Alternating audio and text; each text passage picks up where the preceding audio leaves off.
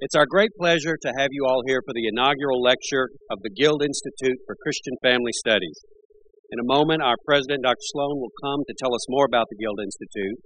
Right now, I would like to introduce Mrs. Candy Britton, president of the Guild. Mrs. Britton has an abiding love and concern for HBU and its students, and it has been through her leadership that the Guild presented a check for the amount of $50,000 to the university to establish the Guild Institute for Christian Family Studies. Please stand with us while Mrs. Britton comes to open us in prayer.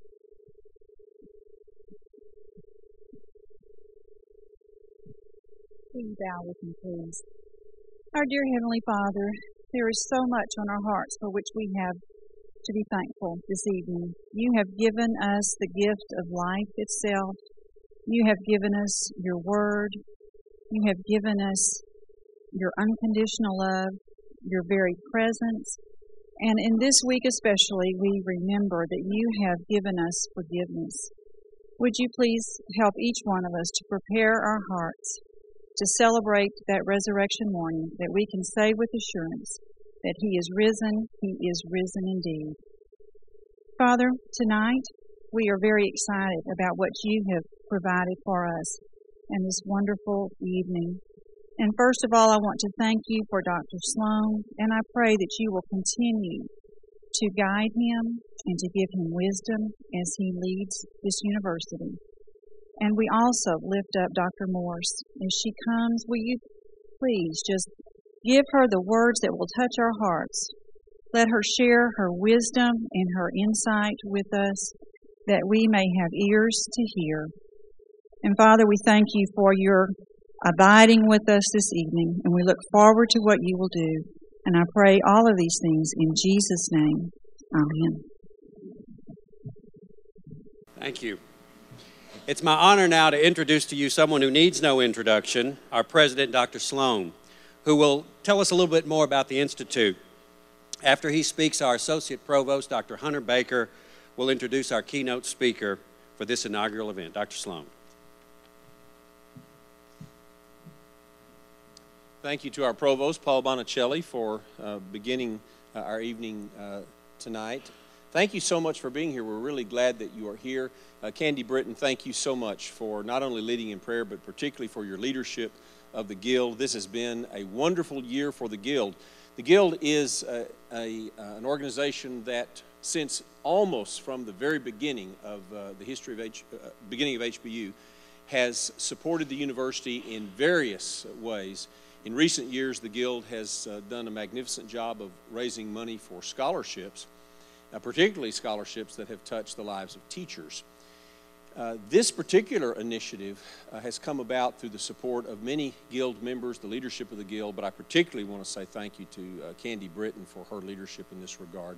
As Dr. Bonicelli has said, a very strong gift to the university for establishing this institute in Christian Family Studies. And so, in honor of the Guild for its many years of service to the university, and this our 50th year, we wanted to name this institute in Family Studies the Guild Institute in Christian Family Studies. Candy, thank you so much for the role that you have played. A university like ours has several points of resource, several foundation stones that are central to us, beginning, of course, with Christ, who is the foundation stone. The central confession of the Christian faith is Jesus Christ is Lord. And from that confession, we see our curriculum, our lives, our confession, everything that we attempt to learn and research and teach and do, and the way we attempt to live in this community of learning draws its energy, its content, its motivation from that central confession, Jesus Christ is Lord. That is what distinguishes us and defines us as a university. Of course, universities also have another touchstone, and that is the long tradition of universities. We are a Christian university, and so we say Jesus Christ is Lord, and there is nothing that we do that is outside the umbrella of that lordship. And yet we are also within a certain tradition of learning. Universities are some 800 years old, and so as a university, we fall within the tradition of disciplines. We fall within the traditions of learning that have been put forth and methods and areas that have a very lengthy history. And so we have in our university today various colleges and schools. We have the traditional disciplines that constitute the nature of a university. It's also true, though, that universities must sometimes do things that speak to the current situation. And so universities also have not only their long tradition with the academic disciplines, not only in our case have our central confessional core, Jesus Christ is Lord, but universities also oftentimes create institutes and centers. They create particular arrangements of faculty and academic areas for the purpose of addressing particular needs that emerge within the culture. Surely there is no greater need in our culture today than to have questions related to the family addressed.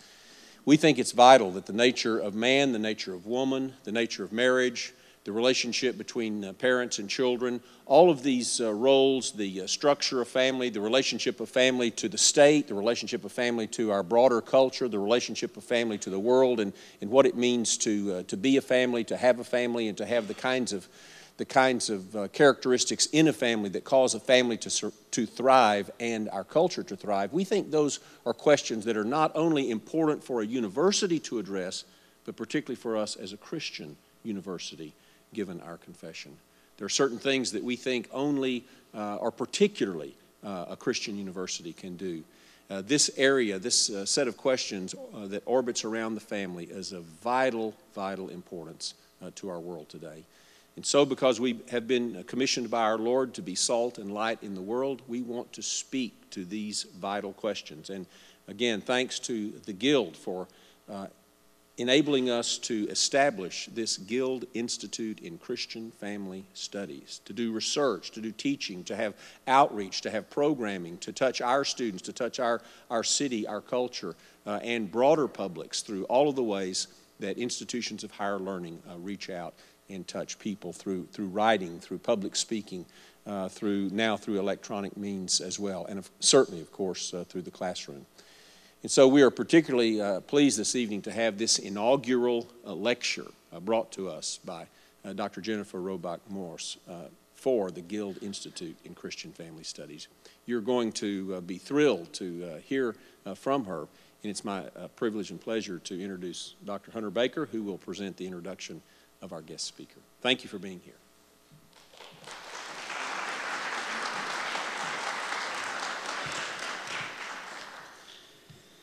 Well, I may have been selected to give the introduction because out of everybody here, I may be the biggest Jennifer Roback Morse fan.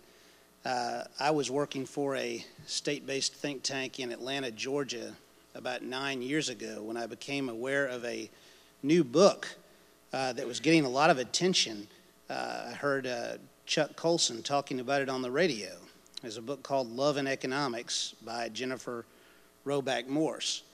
And so I rushed out and got the book, and it was really one of the more exciting contributions to thinking about the importance of the family and thinking about the importance of nurture of a child, not only in kind of interpersonal terms, but also in terms of the effect that it has on the whole society.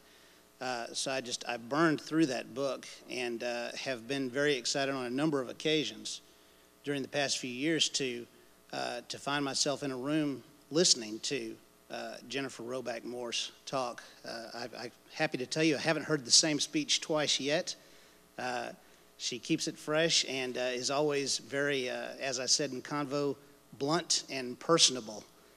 So you're really in for a treat. I'll just tell you a little bit about her. She is the founder and president of the Ruth Institute, which is a project of the National Organization for Marriage to promote lifelong married love, particularly to college students. I'm very happy to see a number of students here tonight.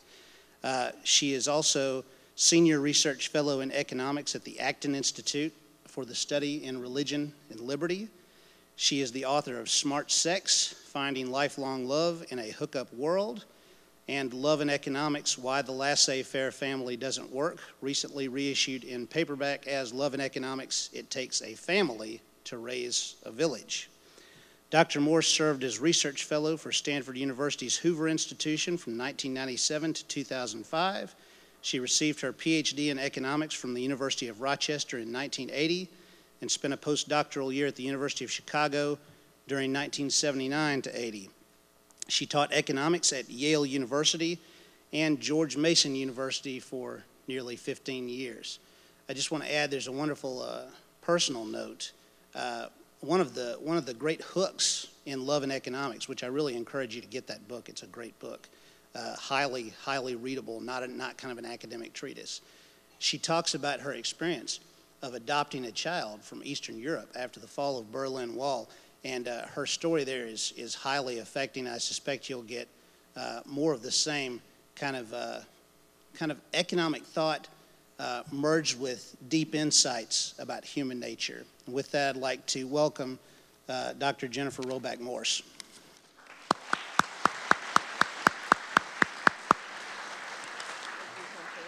Thanks, buddy.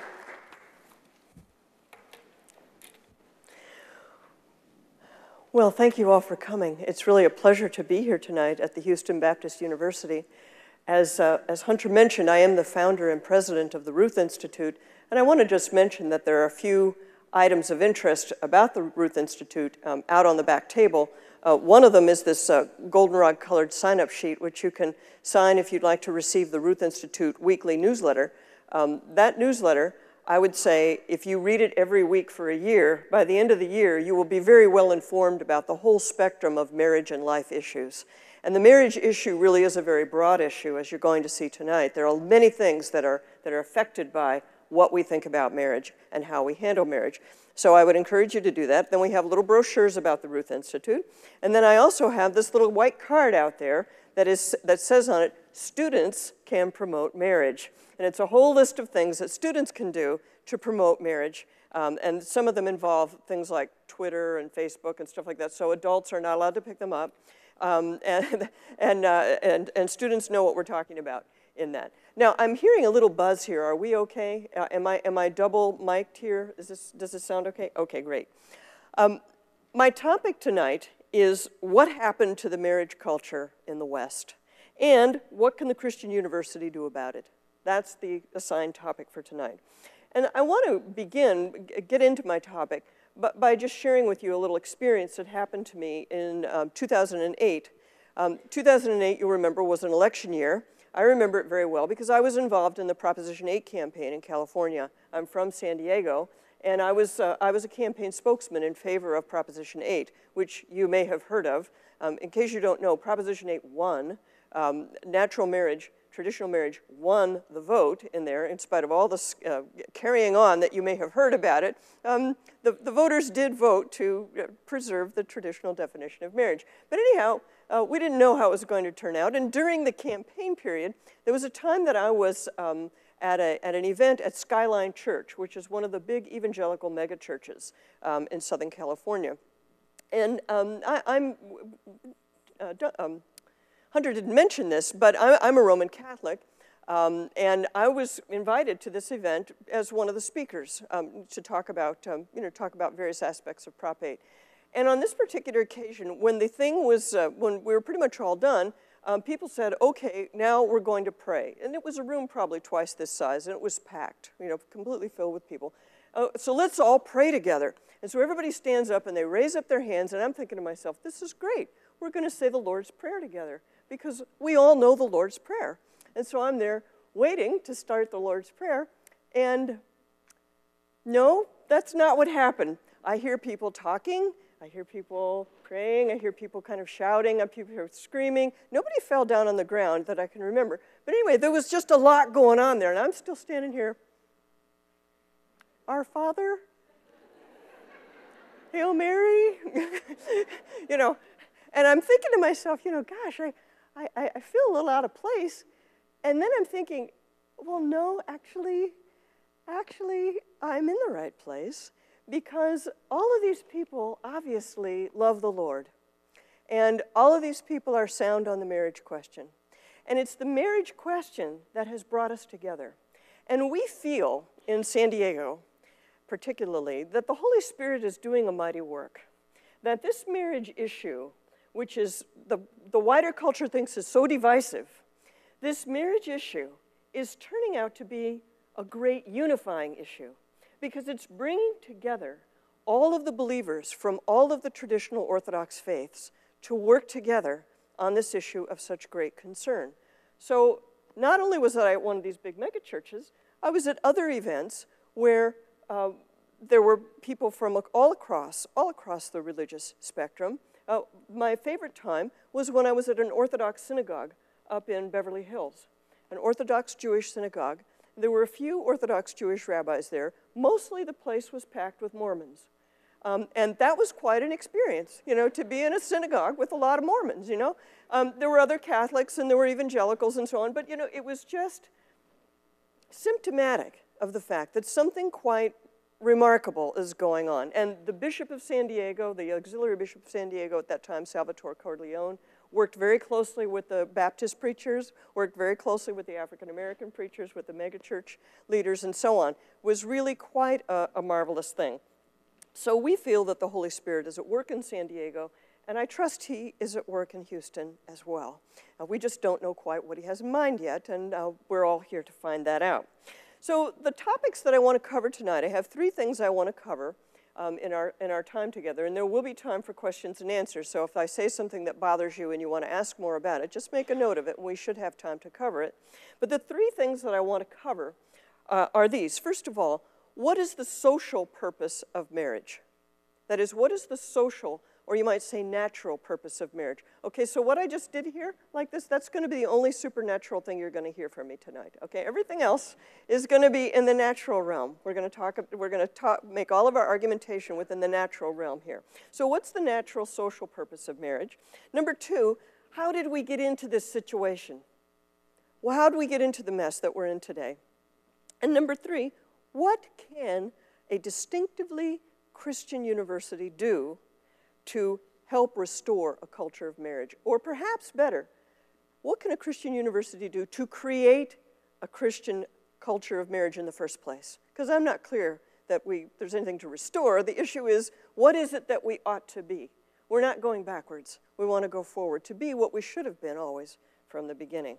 So now, Hunter mentioned Love and Economics, which I wrote. That came out in 2001. And when I did the publicity for Love and Economics, I have to tell you that the issue of same-sex marriage was not even on the radar screen. Okay? So I wrote Love and Economics, and I wrote Smart Sex in 2005, and there's not a single word about same-sex marriage or homosexuality in either of those books. That's not what those books are about. And every once in a while, somebody would say to me, oh, what about same-sex marriage? And I always would say this answer. I would always give this answer. I would say, well, you know, look, it's my job to straighten out the straight people, and that is a full-time job. And everybody would laugh, and we would just sort of go on. But now it is no longer a laughing matter, that the issue of same-sex marriage is before us in a way that we have to deal with it.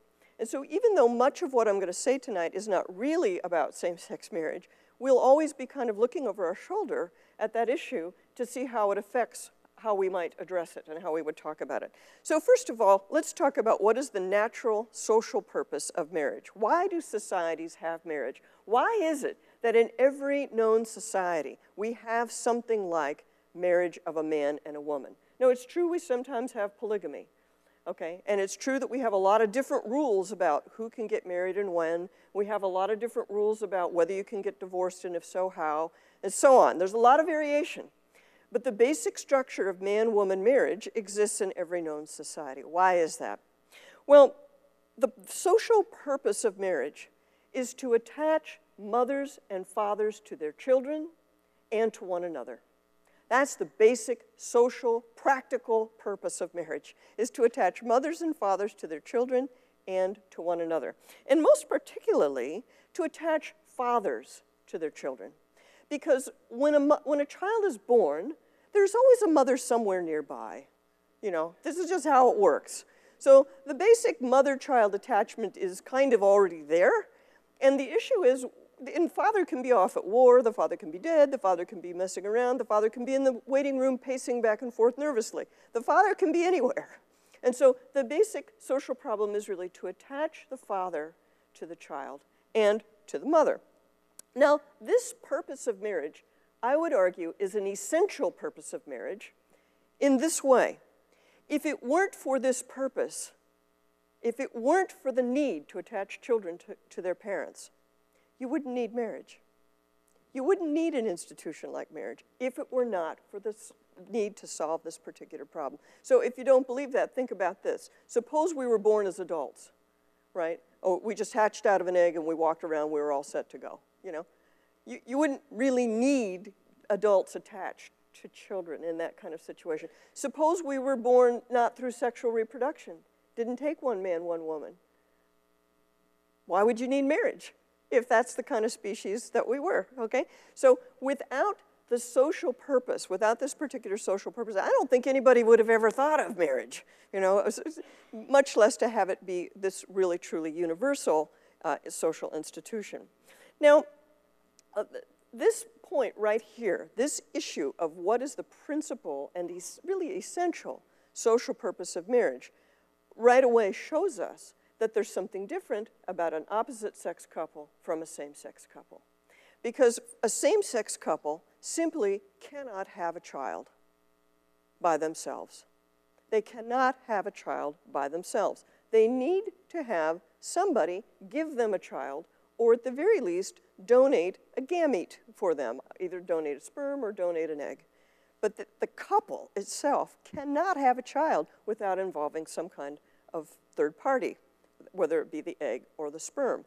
And so therefore, whatever else we might say about same-sex couples and opposite-sex couples, whatever else we might say about same-sex marriage, it's plain that for this particular purpose, same-sex couples and opposite-sex couples are different and are situated differently. And I would argue that it makes sense then to treat them differently legally, to have different legal institutions that surround each of those two kinds of couples, no matter what you might think about homosexual practice. And really, the issue about homosexual practice is not even what we're talking about. We're talking about the issue of marriage. There are all kinds of other things that we have to be dealing with here. And I think this is important for us because you undoubtedly have many friends who consider the issue of homosexual practice to be a settled issue. That is, we're not going back to the days where we make gay people go in the closet, and so therefore we're not even going to talk about that, and so therefore why not let them get married? But those are separate questions. Even if you think that that's the right thing to do about homosexual practice, it doesn't follow at all that we need to redefine marriage. So now, by contrast, let's go back to the opposite-sex couple. For a same-sex couple, somebody has to donate the sperm to them. But for the opposite-sex couple, the husband donates his sperm to his wife, and the wife donates her egg to the husband. And how do they do that? They do that through an act of mutual self-giving. They donate their whole selves to one another. That's what the sexual act is. That's what it used to charmingly be called, the marital act, right? That's what sex used to be called, as the marital act. The joining together of the married couple, they're donating themselves to one another, their whole selves. And what's different about that from not only the the same-sex couples, but also different from all the other kind of crazy biotech kind of things we're doing, okay, is that when a married couple donates their bodies to one another, they are doing so in a situation where they can take responsibility for what happens to their own child. That is, if I'm married to you and we have sex together, I've given you my egg, you've given me your sperm, and we're together when that child comes into being. And we are pledged to be together to take care of that child. We've capacitated ourselves, you might say. We've made ourselves capable of being responsible parents.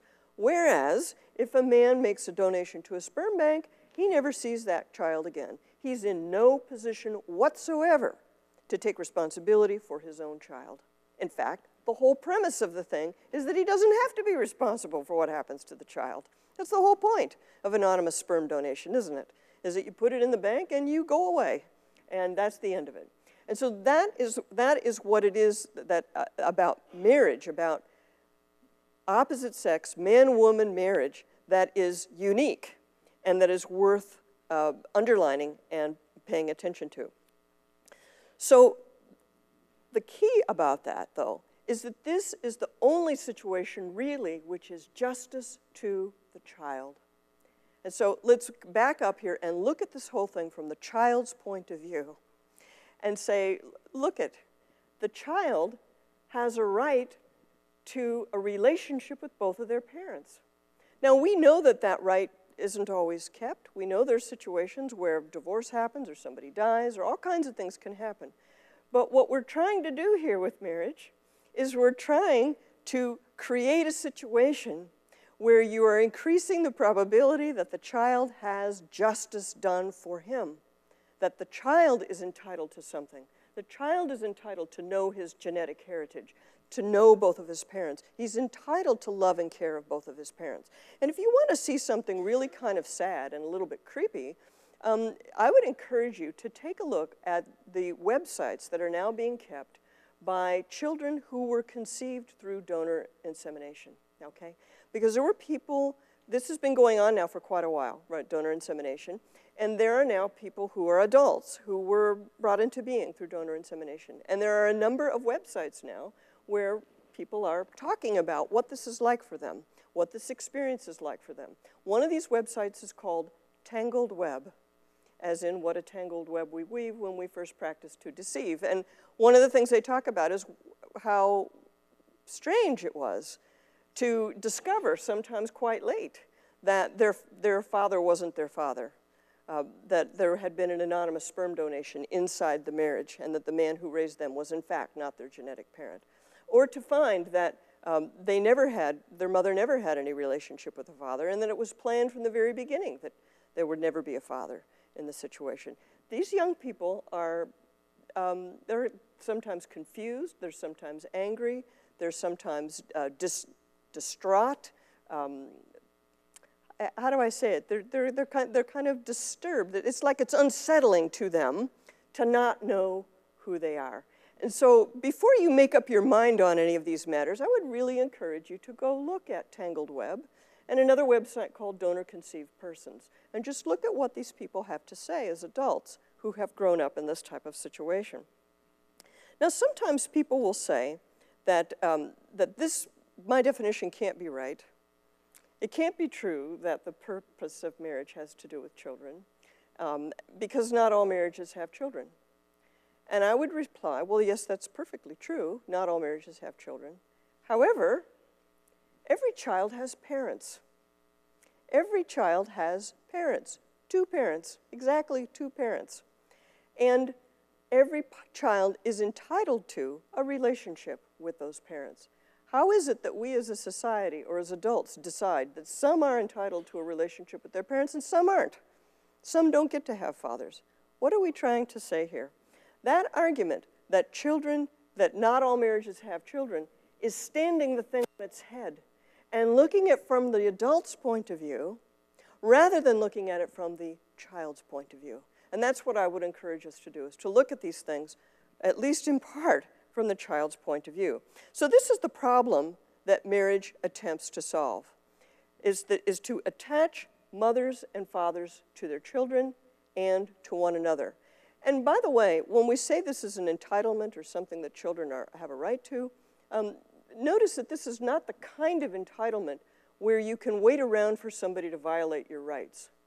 Okay, if you wait around for somebody to violate your rights and say, okay, I'm gonna take you to court because you violated my right. Okay, so we have a 10-year-old who's gonna go to court and say, get over here, straighten this out. My rights have been violated.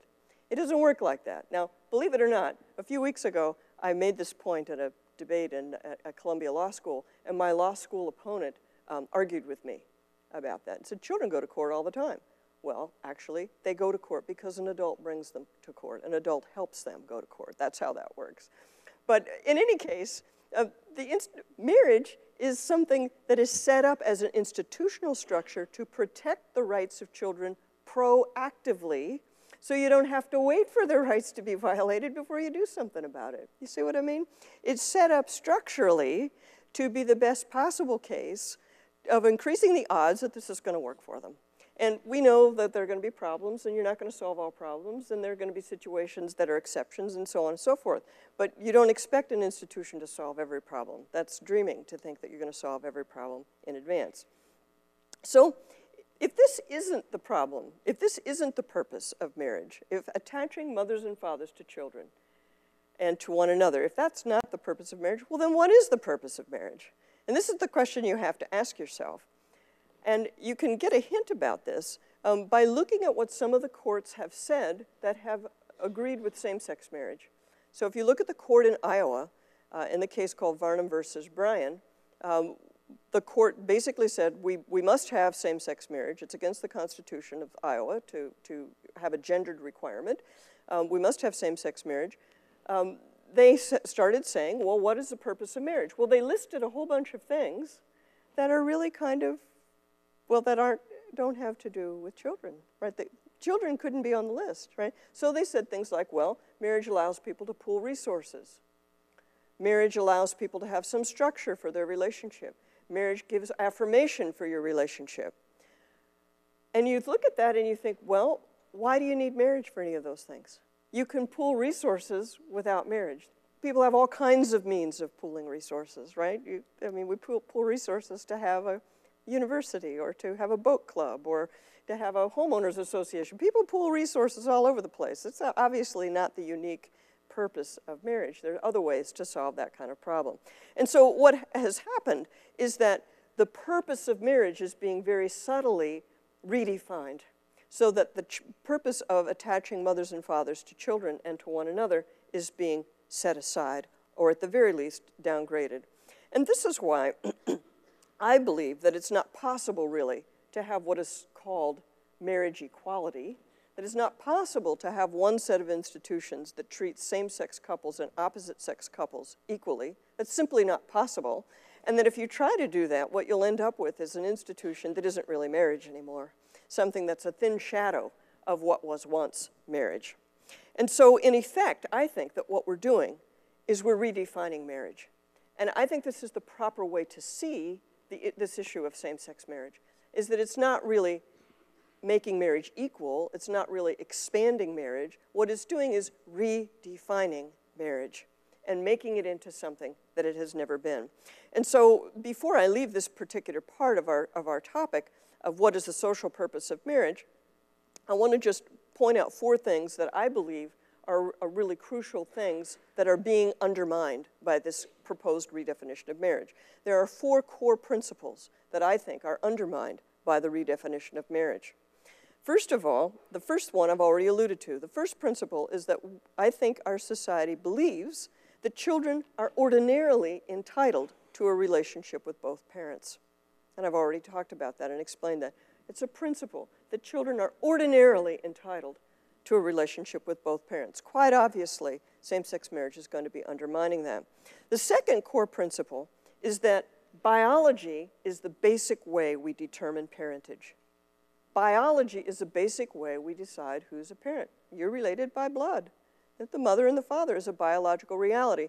And we have adoption as an exception, but it's a significant exception, and it's understood to be an exception. And adoption also is a child-centered exception. Adoption exists to give children the parents they need. It does not exist to give adults the children that they want.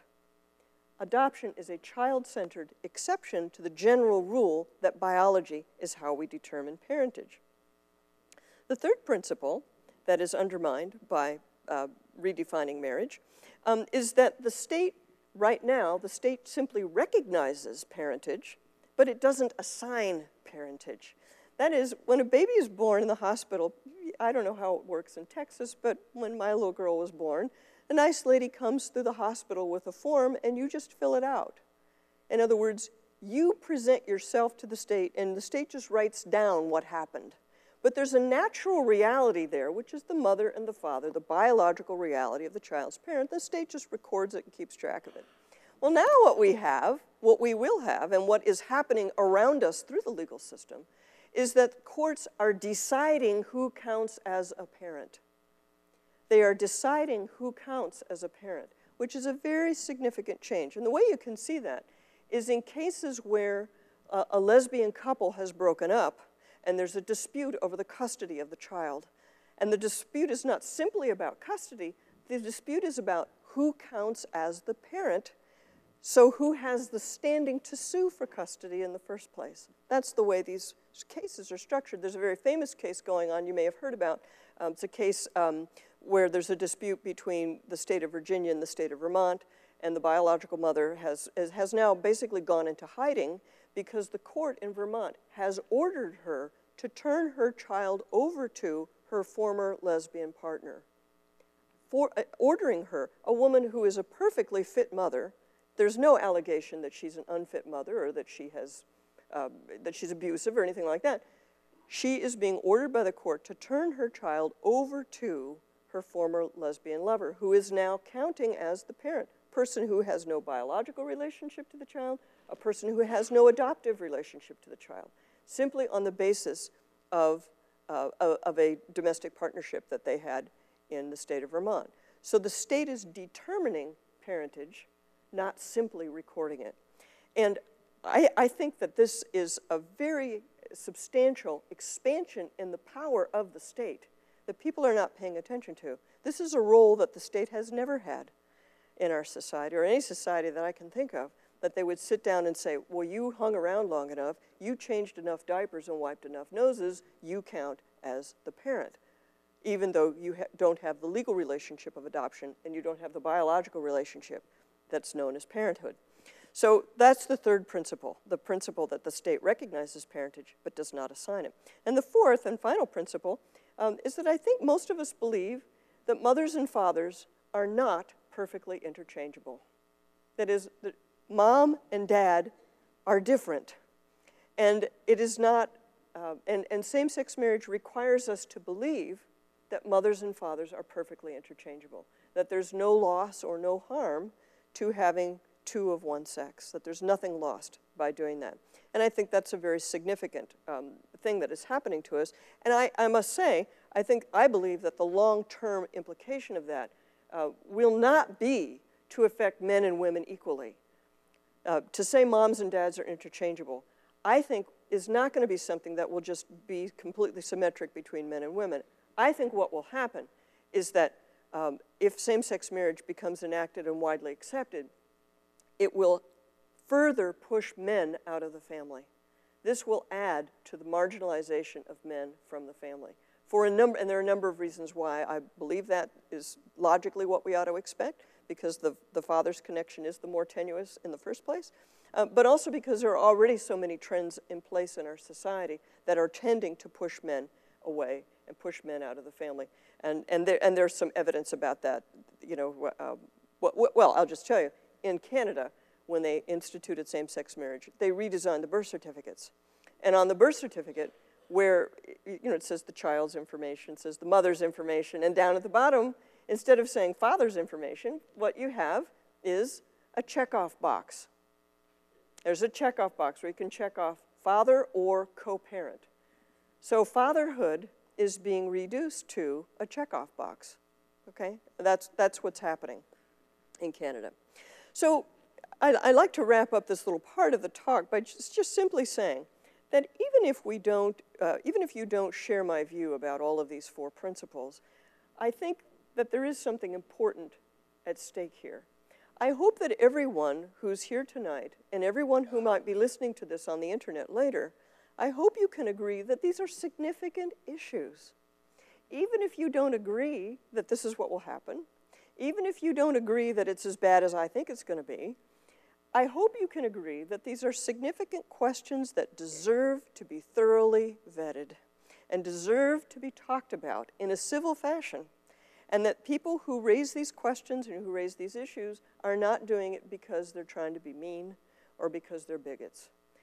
There's something serious here that deserves our attention, and we're not, so far, giving it the attention that it deserves.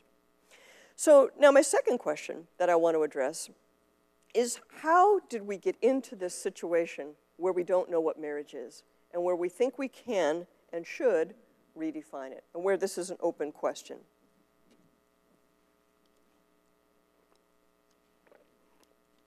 Well, I think it's it's plain that marriage has been in trouble for a while, that there have been a number of things that have led up to our weakening of our understanding of marriage. One of the earliest ones, of course, has been the redefinition of marriage that took place when the divorce rules were redefined and redone. Well, now what do I mean by that? Well, we had a set of changes, legal changes, that changed how and under what circumstances a person could get divorced. It had always been understood that marriage was a permanent relationship. At least in the Christian West, it has always been understood that marriage was a lifelong commitment. And this is very clear scripturally, very, very clear. And it's very clear when you read Matthew 19, where Jesus is explaining basically one to a customer for life, I think is his basic point there.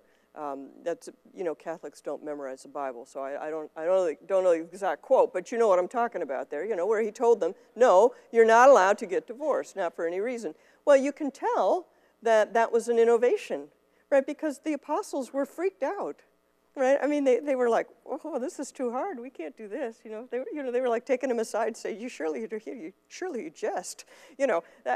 So you could tell this was an innovation, but it's quite clear that this is what he had in mind. Lifelong married love was what he was trying to say.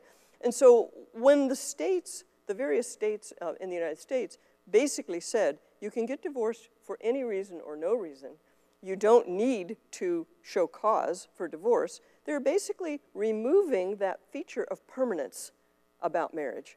And the state did that. I mean, that was a decision made by the law. That was a decision made in favor of impermanence rather than permanence.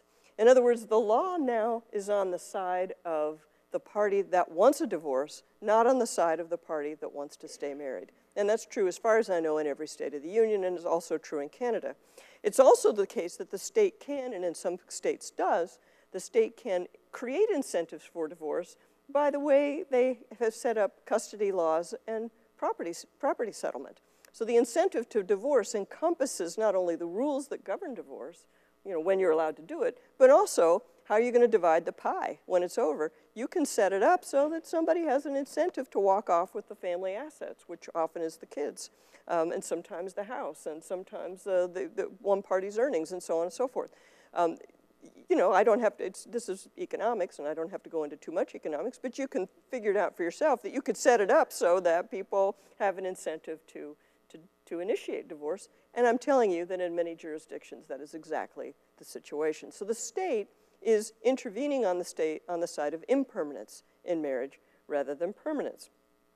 But the more insidious reality that I want to call attention to is that there has been a tendency since the 60s to have a problem with gender, what I want to call gender. I want to just call this to your attention. That there was a variety of feminism that basically taught that men and women are identical, except that women are better. Do you know this kind of feminism that I'm talking about? Okay. Yeah, men and women are identical, except whenever it really matters, women are actually better. You know, this is how it is. And so it's almost hard to formulate the thought that says, well, actually men and women are different, you know, and that we have distinct roles, and that we have distinct feelings, needs, strengths, weaknesses. That's become very hard to say. That's become very complicated to talk about. It's almost as if we believe we're supposed to be generic humans, okay? So I have a policy of changing my introduction, and I didn't tell Hunter this because I wanted to do it myself, and that is I don't like to be called the founder of the Ruth Institute anymore. I like to be called the foundress of the Ruth Institute. Okay, I am the foundress of the Ruth Institute. That is, I am the woman who founded the Ruth Institute, okay? Because there are no generic humans. Okay, can we just get that in our minds? There are no generic humans. We are men, we are women, we are boys, we are girls. We are not generic. That creature doesn't exist. So I'm on a little jihad to recover any possible gendered nouns that I can come up with, because I think it's an important point. And somebody did that. Somebody deliberately tried to flatten out all differences in gender. And I believe that when you lose a sense of yourself as a gendered being, that you're losing something real about yourself, that we're dehumanizing ourselves in this process. And so I just want to point out that if you don't get the point of gender, you're not going to get the point of gendered marriage. You see what I mean? If people have already decided that gender and gender differences are an arbitrary social construct, they're going to have a hard time seeing why we insist on having one man and one woman if man and woman is all made up in the first place. And so that's a part of what is going on in the public debate. There are a lot of people who think like that, who don't see that man and woman means something, that it's not all made up. And a lot of times these are people who've never had any children, because a lot of times what happens is that when you have a child, all the gender stuff just rushes to the surface. You can't help it, because the body's so engaged, right? You know, your body's engaged in having the child. You have feelings you never expected. Your spouse has feelings you never expected. And it's just, you know, if you've been brought up with this gender-neutral ideology, you just don't know what hit you. You know, it's really kind of a mess, actually. And a lot of marriages have trouble right about that time for that reason. So now I want to understand even further why we have ended up in this situation by putting the debate over marriage and gender and sex and all these issues. I want to expand our horizons a little bit and put it into a wider context. And that is, I want to point out to you that part of what we're dealing with here is the fallout from Marxism. And you may find this a surprising thing for me to bring up, but I am quite convinced now that this is the truth. I didn't believe it for a long time. But the feminists, that's your first clue. Those of us who were around when feminism first came about, I have to, you know, sort of clue you guys in on what was going on. A lot of us thought it was going to be a cool thing for men and women to be equal, because we thought, oh, we're going to get to go to college, we're going to get to have jobs, we're going to get to do all these cool things, and it's going to be great. And we're going to get to have sex without having babies, and that's going to be really fun, and so on. And, you know, so we had all these fantasies about how great it was going to be. What we didn't realize was that the trend towards women's participation in the labor force was already in motion before the feminists ever came on the scene. Say, we forget that. Nobody ever talks about that. That trend was going since 1900.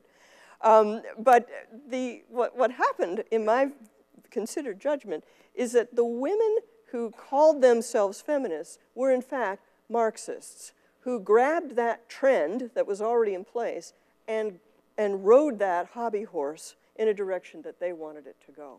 And what does Marx have to say about marriage and about gender? Well, his close associate, Frederick Engels, wrote a book that was about private property, the origins of private property and marriage and the state, I think is what it was called. Private property, the family, and the state. In the Marxist Garden of Eden, because you know they have all these religious categories, they don't call them that, but in the Marxist Garden of Eden, there was no private property, and there was also no marriage. What you had in that Garden of Eden pre-fall, okay, prior to the fall, from the Marxist point of view, what you had was everything owned in common and marriage in common. Children were raised by the collective. There was nobody caring about whose child was who was married to who had sex with who. It was just a big collective group marriage with the collective raising the children. That's the Marxist view of the, you know, the primal pre-fall Garden of Eden world. And when private property entered the scene, so also did monogamous marriage enter the scene. And so they see monogamy and capitalism as being intimately intertwined and being really two parts of a system that is intrinsically oppressive. And in Engels, he even comes right out and says that marriage is a special case of class struggle, with the husband being the bourgeois and the wife being the proletariat. I mean, he's not even embarrassed to make this up. I couldn't make this up. I read this, actually. I mean, he actually says that. The wife is the proletariat and the husband is the bourgeois. And so marriage, in their view, gendered marriage, is intrinsically oppressive. This is what is motivating a lot of the feminists in the academy, at schools that are not religiously based schools, at a lot of our major universities. This is what is motivating them. And you might wonder, why is anybody still a Marxist, even though the Marxist economics has completely fallen apart? Nobody believes in Marxism as an economic structure. Nobody believes in that anymore. Well, unbeknownst to all of us, they had this other whole track they were pursuing, right? With the pursuit of the breakdown of marriage into its constituent elements. And so what's the goal? The goal is to have men and women being completely equal, interchangeable, identical, so there's no oppression, and children being somehow raised by the collective, which in our case is not some little group hug thing, but in fact is the federal government.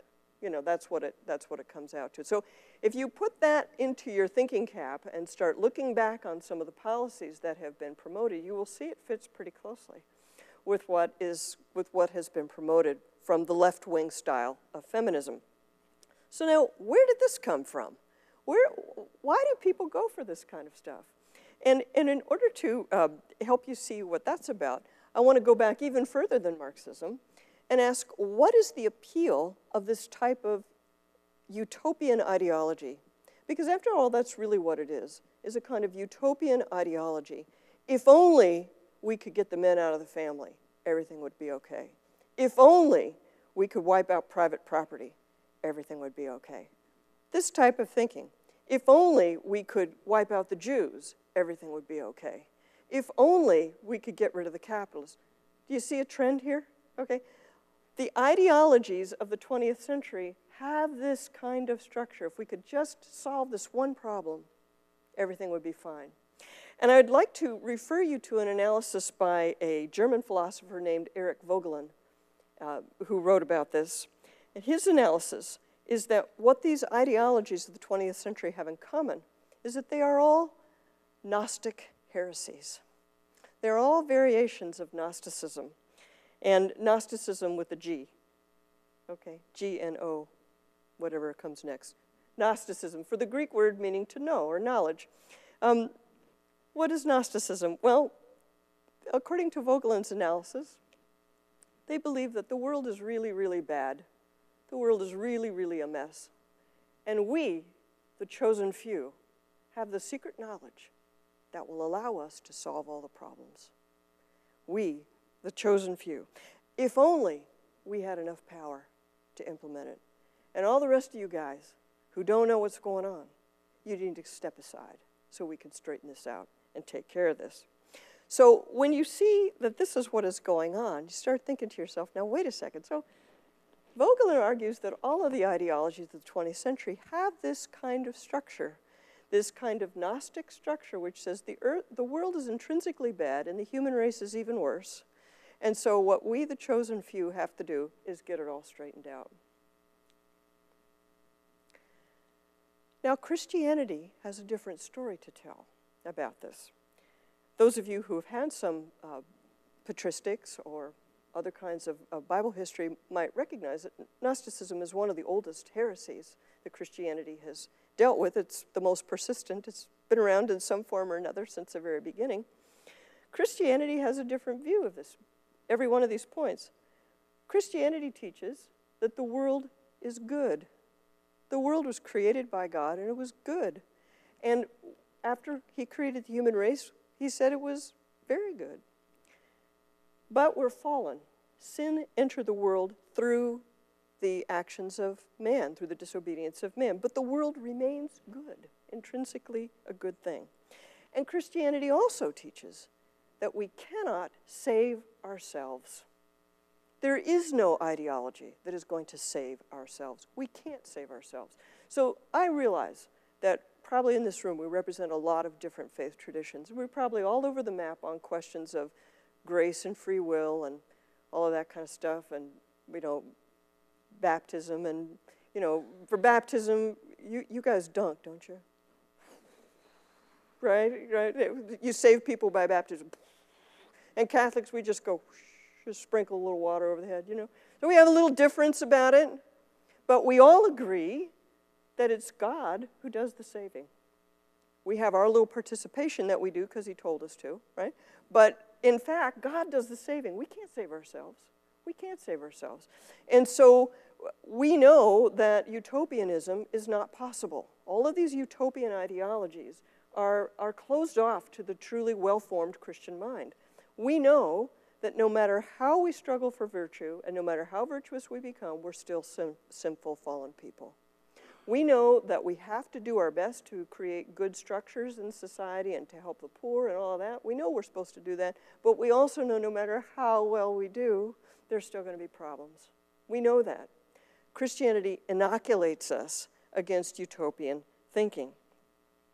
And so that, I think, helps us to see why Christianity is always on the receiving end of all these ideologies. Whether the ideologies are coming from the right or from the left, it's always Christianity that's a problem. Right? There have been more martyrs in the 20th century than in all the previous centuries combined. Right? And that's from Nazism and communism and all the different varieties of fascism and stuff. We're always on the receiving end of this. And that's why, because we're bursting their bubble all the time and saying there's something undoable about what you're trying to do. In fact, I think it's safe to say that the biblical religions, Christianity and Judaism before it, we are the ones who are more realistic about the human condition. And what is it that our enemies are always accusing us of? They're always saying, well, you're dreamers. You believe in pie in the sky when you die by and by. Ha, ha, ha, you know, that there's something wrong with us for believing in heaven. Well, you know what? Our position about heaven is very simple. We don't believe in heaven on earth. We believe heaven's in heaven. That's our position. And the ideology people are trying to create heaven on earth. And we think that can't be. And therefore, we're a problem to them. But the fact is that Christianity and Judaism are actually much more realistic and are not living in a fantasy ideology, whether it's a sexual ideology or political ideology or any of the other variations that it has taken. But what we have to do within the Christian tradition, what Christianity asks of us, is that we live with a certain amount of tension, that we know we're imperfect and yet required always to do better. We know we're required to strive, but that we will never completely achieve all of the things that we're being asked to achieve. So regardless of where we stand within the broad tradition of the Judeo-Christian faith tradition, we can see that our biblical background inoculates us against the temptation of utopianism. And so that brings me to the final topic that I promised that I would talk about, and that is, how can the Christian University help to restore the marriage culture? And I think it's clear from what I've said how that can be, what the Christian University has to offer that is unique. The first thing that the Christian University can do, and in fact does do, is to ask the right questions. We ask better questions. We believe that different questions need to be asked at the academic level, at the political level, at the personal level. That is a key thing, is to ask the right questions in the first place. And part of our mission as Christian academics, as Christian scholars, has to be to make sure that we formulate the issue in the right way, or to change the way that some of the issues are being formulated. The second thing that a Christian university can do is to support the right professors and the right scholars and the right thinkers, the people who are trying to do something constructive to deal with so much of the fallout from the marriage culture that has been so broken. When you find a sociology professor who's got good data on the harms of cohabitation to a future marriage, you want to find that guy and you want to pat him on the head and you want to bring him and invite him places and make them feel good and make them feel like they're part of what you're trying to do. It's very important that when you identify people that are working in a constructive way in any dimension, that you build them up as much as you can. And there are lots of ways that an institute can do that, lots of ways that a university can do that. And then finally, of course, the Christian university needs to nurture the faith of Christian students so that when they come into the Christian university as Christians, they go out as even better Christians. And that's true whether we're talking about a Baptist university or a Catholic university or any of the schools that have a broad faith tradition. That the students need to who come in Christian, we want them to go out Christian. And I don't think that's too much to ask. So with these things in mind, together we can build a true culture of marriage. Thank you very much for your attention.